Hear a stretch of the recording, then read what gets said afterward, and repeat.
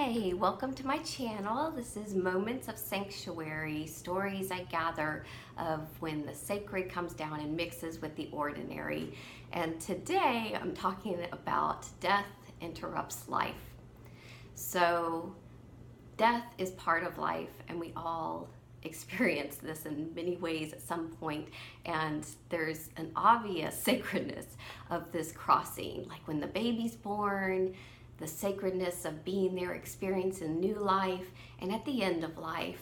And I am in Houston, Texas to celebrate the life of my grandmother, Dorothy Catherine Irish Beall. She was 95, and her death did interrupt my plans, my life, but it's a holy time, and she loved to storytell. She was a big talker. If anybody gets up at the memorial service and does not share how Grandma was a talker, they didn't spend more than 1 minute with my grandmother. And what she would love to story tell would be stories of how she met my grandfather Fielder. She loved to tell stories about how she met and they had their first date and they courted, and she would tell these stories over and over. It didn't matter if it was 100 times, she'd be happy to tell you 101. So at the end of her life, she was in pretty good health despite having diabetes 1, but she would talk to everybody in that nursing home, even the old curmudgeons. You know how some old people, they don't want to talk. They are done talking. They've had their talking quota.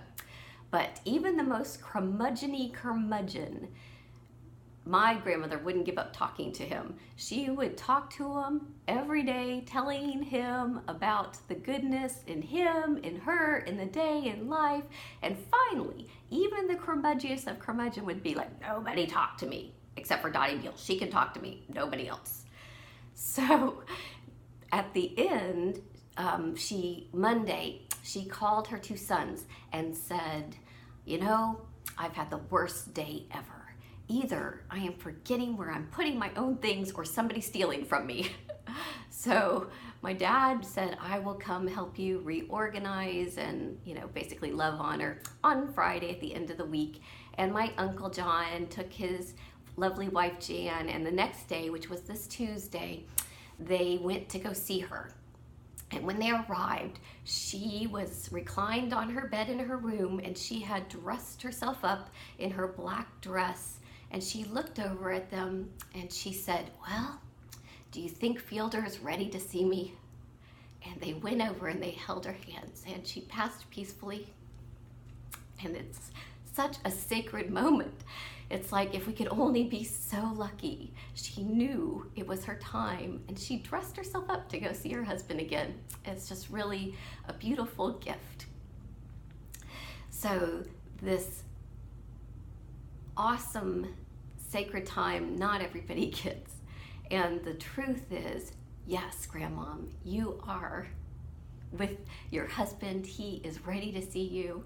And even more importantly, the Lord who created you is ready and open and has received you. And we know this. We know that she was a strong believer. We have reaffirmation in this relationship restored, and this celebration and this sacredness. But the truth is, us behind, we are now separated and we are in loss. And if that's you, if you are at the point where you are in loss, I pray that the Lord may send some people around you to journey through this together, because it's hard.